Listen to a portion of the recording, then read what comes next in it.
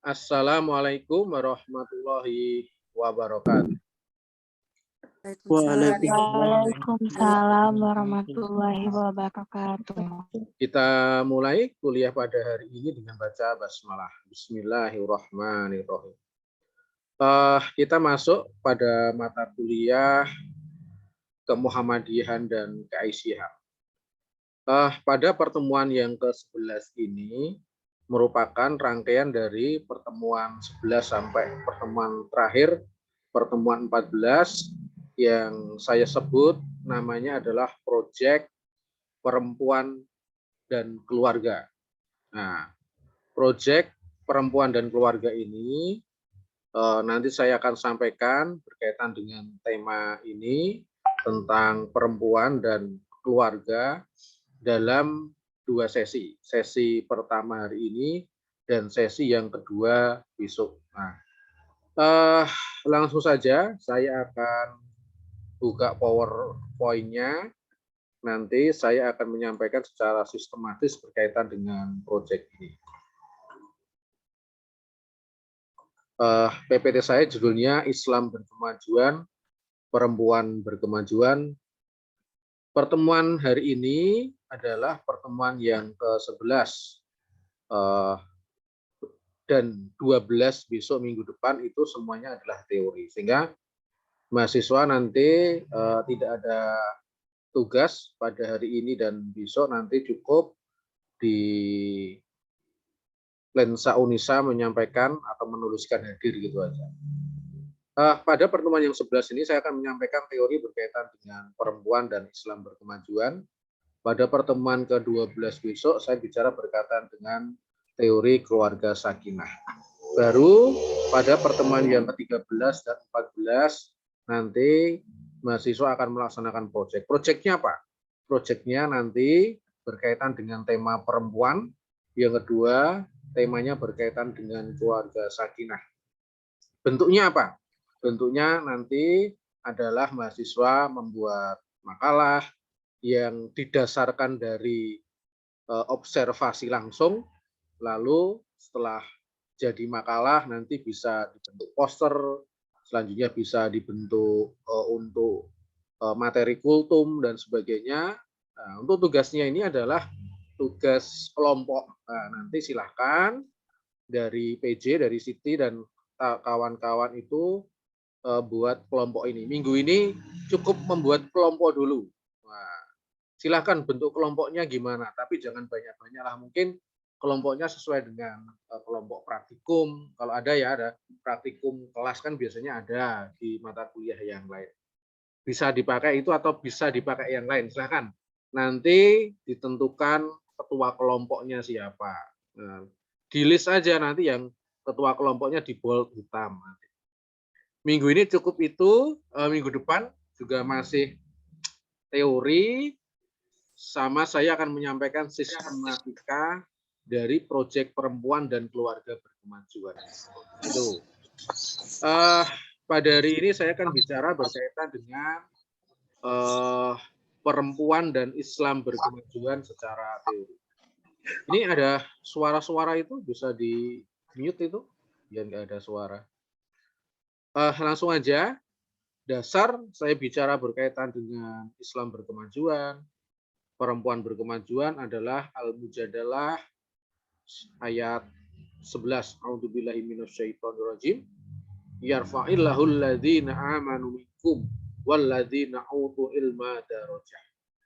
Niscaya Allah akan meninggikan orang-orang yang beriman di antaramu dan orang-orang yang diberi ilmu pengetahuan beberapa derajat, dan Allah Maha mengetahui apa yang kamu kerjakan. Secara prinsip Allah itu akan meninggikan derajat orang yang diberi ilmu pengetahuan hingga beberapa derajat. Nah, sehingga kalau kita bicara berkaitan dengan ilmu, ya tentu akan meninggikan kita. Apa sih ilmu? Ilmu itu sebenarnya adalah keterampilan, kemampuan yang kita serap, yang kita miliki, lalu masuk ke dalam diri kita. Ilmu itu bisa sifatnya ilmu teknis, mahasiswa buat jendela, mahasiswa kalau di radiologi ya berkaitan dengan urusan keradiologian itu teknis. Ada yang sifatnya soft. Soft itu adalah kemampuan kita berelasi dengan orang lain, kemampuan bicara, kemampuan negosiasi, mengatasi masalah itu soft. Kalau hard ya berkaitan dengan keterampilan. Kalau kita menguasai dua itu, insya Allah, Allah itu akan meninggikan derajat kita karena kita punya keterampilan, nggak pelongo-pelongo. Kalau ada masalah nggak bisa ngatasi, ya itu bukan mahasiswa Unisa, apalagi bukan anak radiologi. Kita akan bicara sejarah sebentar. Islam itu dimulai dari kota Mekah. Nah, ini kita bisa lihat Mekah itu daya tariknya itu Ka'bah, karena dulu dibangun oleh Nabi Ibrahim. Ka'bah ini menjadi tempat suci bagi orang Saudi Arabia, orang Arab ya, Jazirah Arab. Sehingga nampak Arab itu sejak dulu atau Mekah itu memang metropolitan ya. Ya metropolitan sesuai dengan kondisi zaman ya, jangan bayangkan metropolitan dulu sudah ada mobil, sudah ada pesawat, yang enggak lah, sesuai dengan kondisi zaman. Lalu berubah menjadi seperti ini, kita bisa lihat Mekah hari ini. Itu kenapa kok bisa banyak peradaban besar timbul di Mekah, karena salah satunya terinspirasi dari ajaran agama Islam. Lalu Islam itu menyebar virus peradaban dari Mekah, dari Madinah masuk ke Zaman, Hadramaut, Oman, lalu ke Indonesia. Sehingga ada teori yang menyampaikan berkaitan dengan masuknya Islam di Indonesia itu ada namanya teori Hadramaut, teori Zaman, teori Mekah dan sebagainya. Kalau Mekah itu langsung dari Mekah ke Indonesia, kalau Hadramaut dari Mekah ke Hadramaut dulu baru Indonesia. Hadramaut itu nanti yang keturunan Habib itu dari Hadramaut. Kalau dari Mekah itu nggak ada Habib ya. Kalau Habib siapa itu dari Hadramaut. Lanjut. Peradaban Islam pada abad ke-7 sampai 14 itu sangat besar. Tetapi berakhir di Andalusia, itu di Spanyol. Dulu Spanyol itu Islam, tapi sekarang juga sudah nggak habis itu. Dihancurkan oleh peradaban yang lain. Sisa-sisanya masih ada bangunan-bangunan seperti ini. Ini mungkin Istana Alhambra, istana-istana yang dari orang Islam. Selanjutnya ilmuwan-ilmuwan di Andalusia juga sangat berpengaruh sekali sampai hari ini, menginspirasi peradaban besar Eropa. Ibnu Rushd, Ibnu Hazm, Qurtubi, Bajjah, Al-Ghafiqi, Tufail, Al-Idrisi, Ibnu Farnas, Zahrawi, Zuhr, dan sebagainya. Farnas itu peletak dasar penciptaan pesawat terbang, Zahrawi itu ahli bedah yang menciptakan alat bedah, Az-Zuhr itu dokter ahli jantung ternama dan sebagainya. Kalau ahli fikih, filsafat ada Ibnu Rushd, Ibnu Hazm dan sebagainya. Lalu hilang semua. Islam mulai tenggelam di abad 14 sampai abad 19, abad 20. Maka di abad itu mulailah yang namanya 3G, Gold, Glory, Gospel, dari orang-orang Portugis, Portugal, Spanyol, masuk ke Indonesia membawa gold, itu kekayaan, artinya merampas kekayaan Indonesia, Nusantara. Glory, kemenangan, ya Nusantara menjadi bagian dari kolonialisasi mereka. Gospel, mereka juga membawa agama Katolik, Protestan, dan sebagainya dibawa ke Indonesia. Nah, mulailah yang dinamakan 3G. Saya rasa mahasiswa ketika dulu sekolah SMA mungkin sudah kenal apa itu 3G. Islam mundur pada masa itu. Sebabnya apa? Tasawuf salah satu sebab kemundurannya bisa kita lihat. Tasawuf prinsipnya yang ekstrem adalah meninggalkan dunia, mendekatkan dengan akhirat, tetapi urusan dunia kafiran. Nah, ini. Akhirnya mereka beruzlah, tidak mau ngurusi dunia. Selanjutnya pertentangan antara Sunni dan Syiah juga terjadi ya, hingga sempurna sudah kemunduran Islam. Lalu Nusantara di abad 18, 19 dicengkeram kolonialisme. Gospel tadi, sekolah-sekolah Belanda, rumah sakit Belanda, ya ini bagian dari kolonialisme, walaupun kolonialisme bukan berarti menjajah full ya, tetapi ya artinya peradaban maju itu bukan milik orang Islam.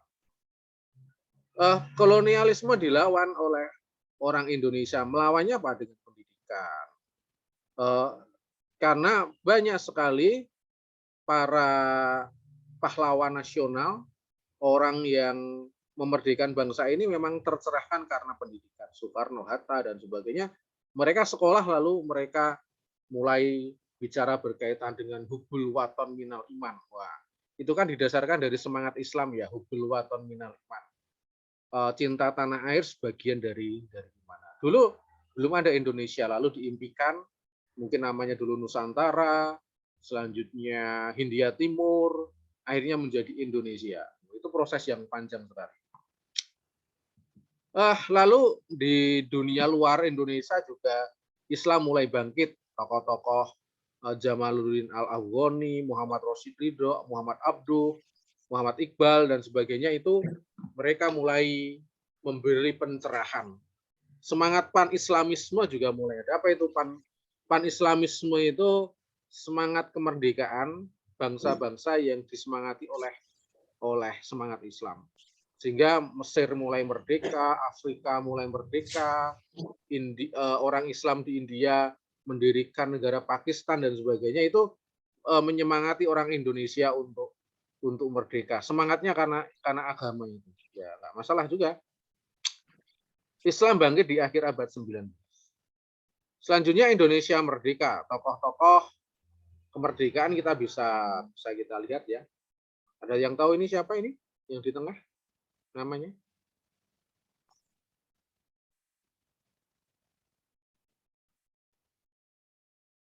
Yang di tengah ini namanya siapa?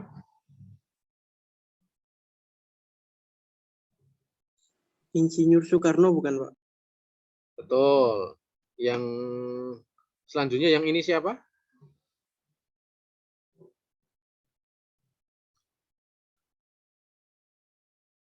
Ini yang duduk sama dengan Soekarno ini siapa?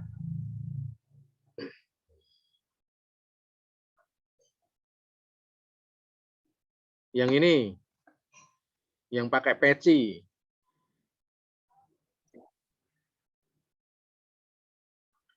Yuk, silahkan.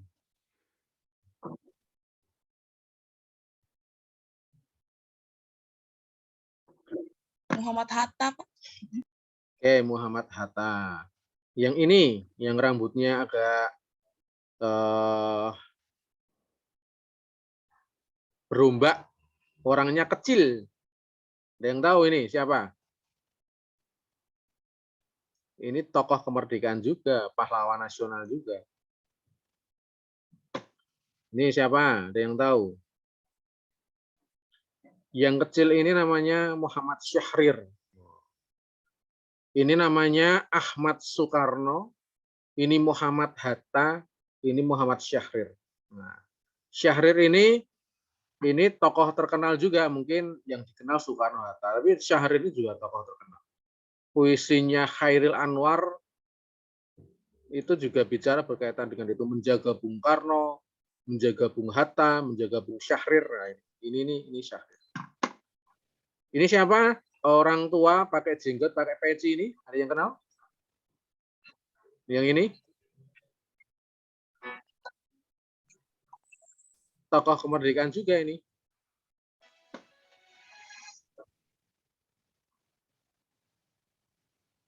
Siapa ini? Ada yang kenal nggak?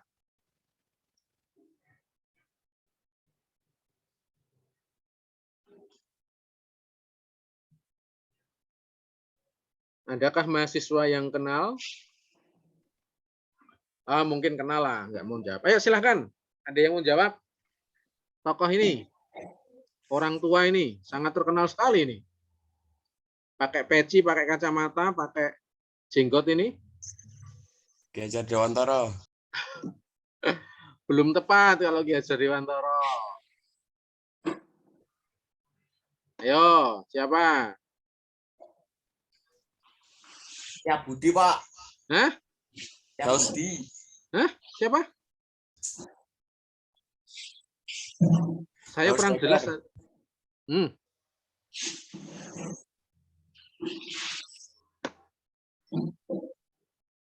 Ada yang kenal ini?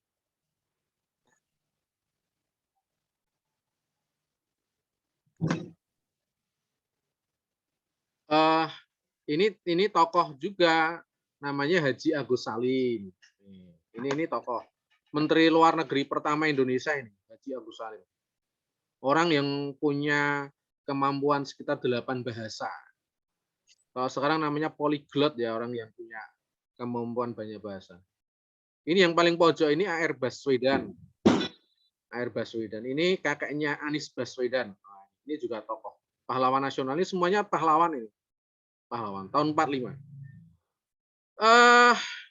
Muhammadiyah juga membangun infrastruktur bangsa ketika masa kemerdekaan. Ini seorang perdana menteri namanya Juanda, Insinyur Juanda.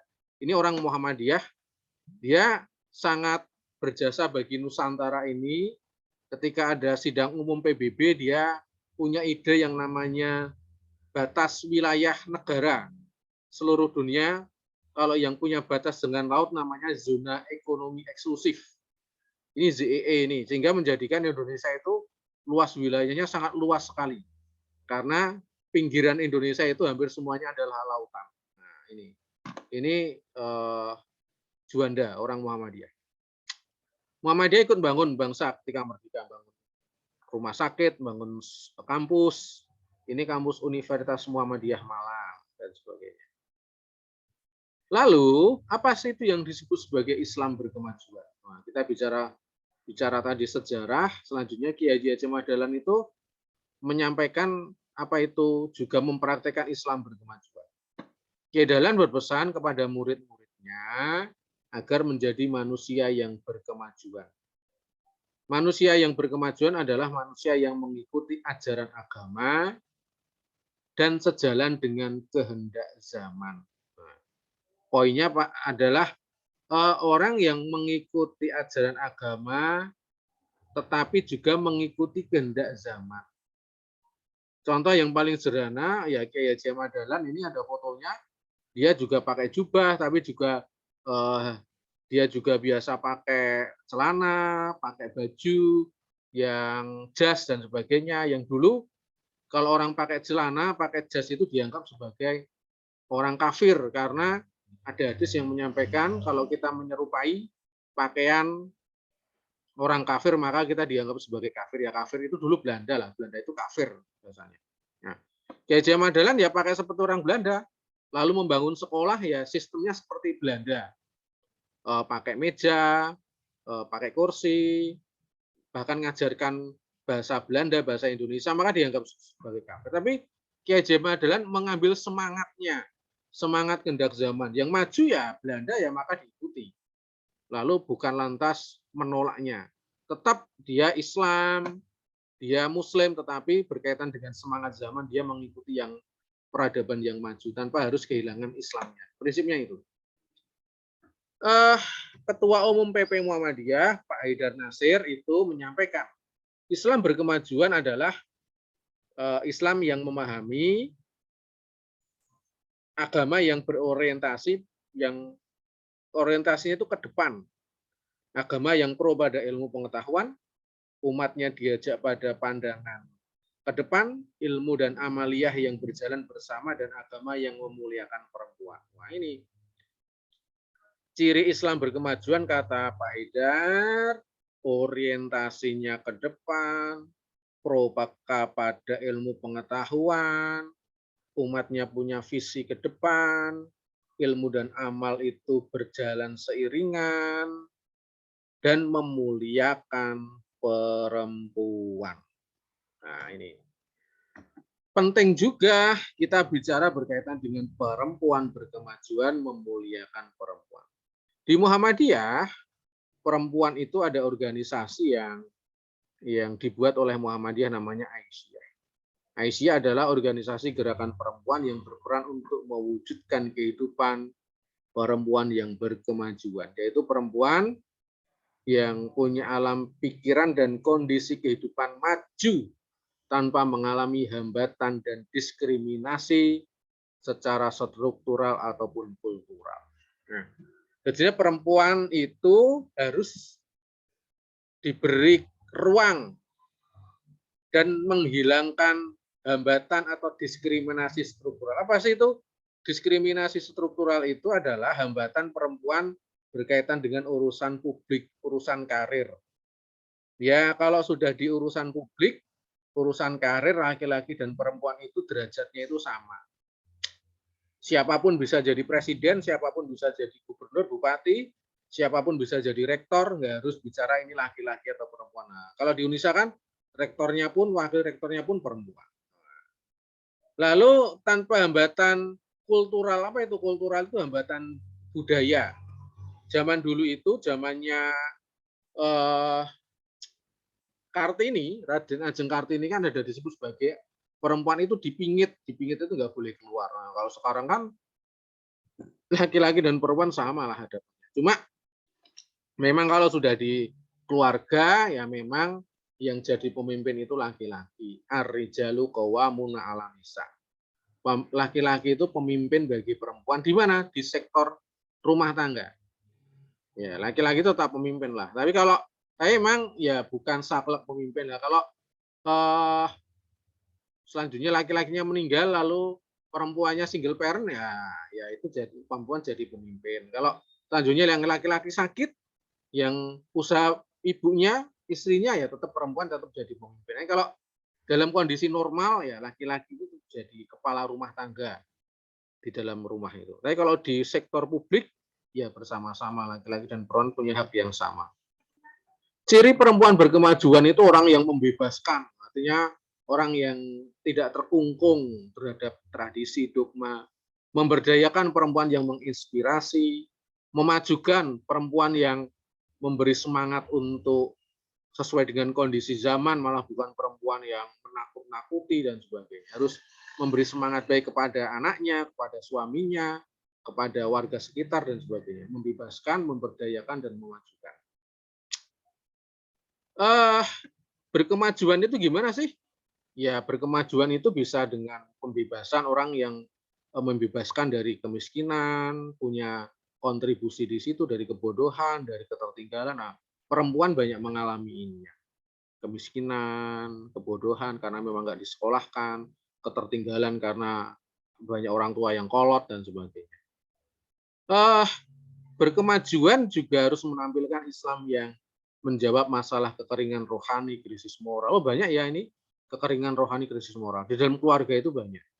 Masalah perselingkuhan, perceraian, anak nakal, kelitih, dan sebagainya kan ada juga. Maka nanti mahasiswa kalau bicara berkaitan dengan proyek keluarga, bicara tentang proyek perempuan nanti nggak jauh-jauh dari tema ini, tema kekerasan rumah tangga, berkaitan dengan anak, masalah-masalah itu nanti yang akan dibahas. Lalu masalah yang besar-besar juga terorisme, perempuan juga bisa masuk di situ. Kalau suaminya ikut garis keras, biasanya istrinya juga. Nah, konflik juga perempuan yang banyak yang menjadi korban. Anak-anak apalagi. Nah, kita bisa lihat kerusakan ekologi juga banyak perempuan, keluarga yang jadi korban. Apalagi perempuan seperti ini pertanian. Kalau sudah banjir ya anak-anak yang seperti ini, ya ada yang senang, ada yang susah. Kalau di Aceh ya benar-benar suatu ya, yang benar-benar menghancurkan dulu. Aceh 2004, ingat nggak itu? Tsunami Aceh itu tanggal berapa? Nggak jauh dari tanggal sekarang, tapi tahunnya 2004. Ada yang ingat? 26, Pak. 26. Ya, 26 Desember 2004. Sekarang 28, 2 hari yang lalu kan ada yang memperingati tsunami Aceh. Banyak perempuan yang menjadi korban. Selanjutnya kebakaran juga banyaklah. ISPA itu penyakit-penyakit yang bagi anak kan kalau orang dewasa pun udah khawatir kalau anaknya baru lahir kena ISPA kan, wah itu orang tuanya bisa nangis berhari-hari itu.